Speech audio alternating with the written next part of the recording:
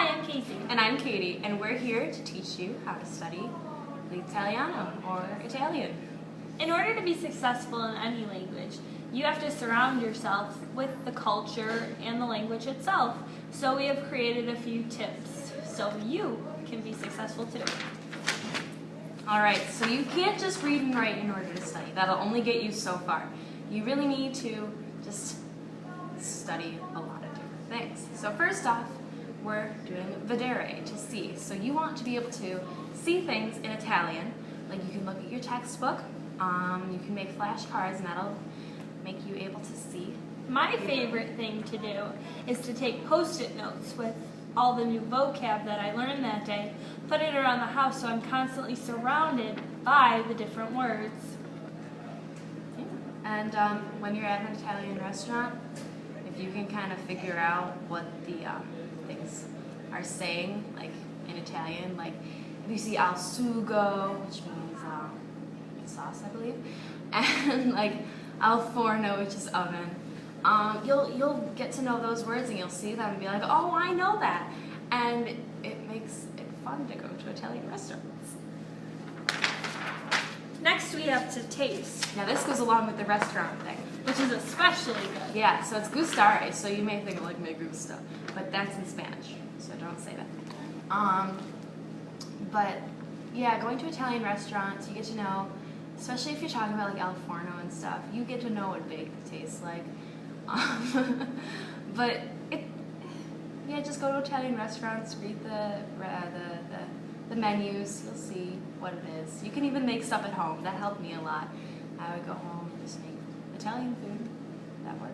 One tradition that my family and I had was that we would go to an Italian restaurant at least once a week.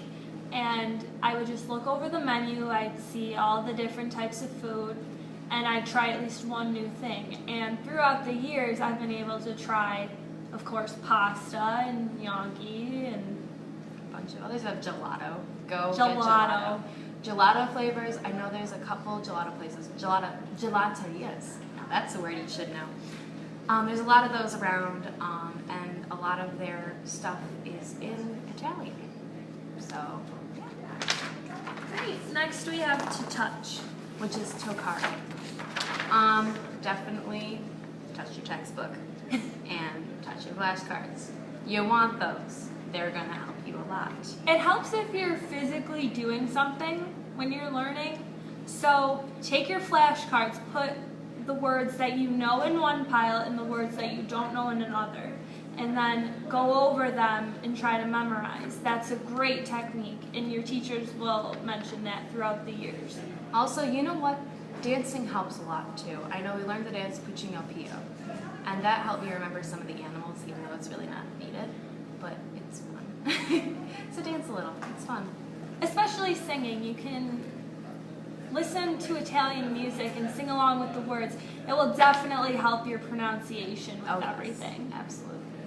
All right, so next up is to hear, which, Ascoltare, Yes. which means to listen. yes, so listening to music is always really good, but you can also go onto YouTube and look up Italian advertisements and Italian radio broadcasts. I mean, they might be a little more difficult, but it'll definitely help.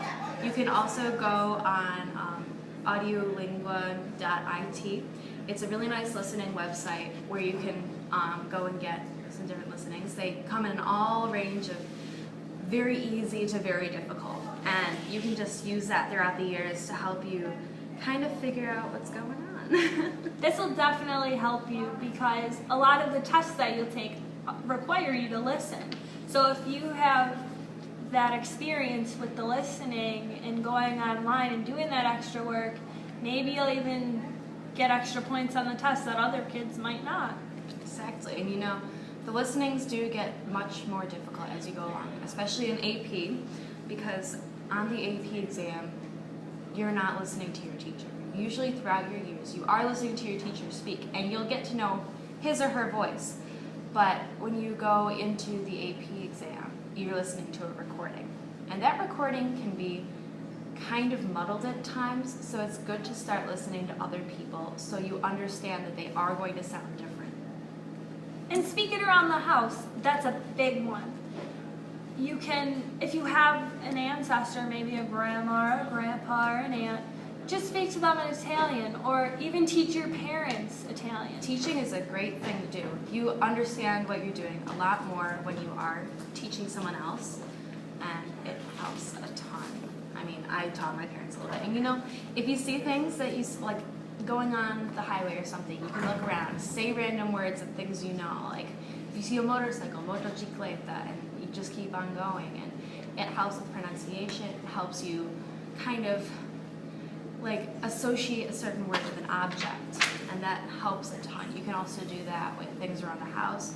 I ended up putting sticky notes on things like a clock. I put orologio on the clock, and I did that for about a year, and that helped a ton.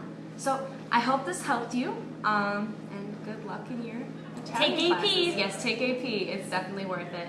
You get food. And it'll help in college. Yeah, that too. But the food is good. All right, good luck. Arrivederci. Arrivederci.